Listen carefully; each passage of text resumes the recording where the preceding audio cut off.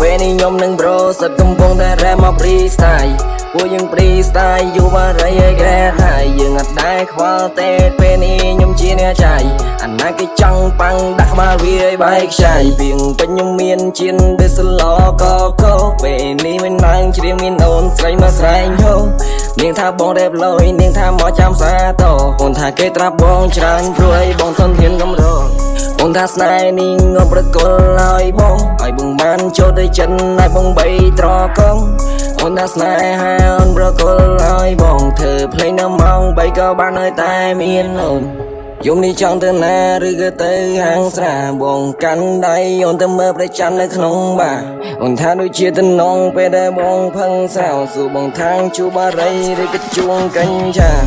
ឲ្យมึงចូលទៅចិនណោមរិនជីវ៉ាំជាកវីធម្មតាធ្វើចម្រៀងក្នុងវិឡាអូនមើលមកបងនាងថាមិនសូវហាចាំមកងំមិនទៅចាយនៅលើគ្រឿងអលង្ការចង់កាន់ដៃអូនទៅបង្កើនភ្លើងស្នេហ៍ដូចជា flow ដែលបងកន្លងថាវាអត់ដល់ដែរមានអ្នកខ្លះចាំត្រាំបងតែត្រាំមិនដូចទេទាំង color ទាំង melody អ្នកស្ដាប់ខ្ញុំពីនឹងម៉ែសំឡេងបងមិនសូវស្តាំងព្រោះតែបងនេះដៃថ្មីមើលទៅនាងដូចសំសួននៅនារីស៊ីវិល័យមើលទៅពេលអូនតែងខ្លួនដូចជាពេញទៅឆ្នៃឲ្យបងនាងចាំចិត្តញោមញ័របញ្ហារតីមើលបងអត់លយតែបងវារៀងលិនបងកំពុងតែបាញ់លបឿនព្រៀបដូចជាបងស្ពីនចង់ឃើញអូនកន្លែងជិងកាំងនៅចិននៅទីនេះចាំបងឲ្យសិតតែយកមកឡាំបូដឹកនារីបងជីងឡាំបូទៅដឹក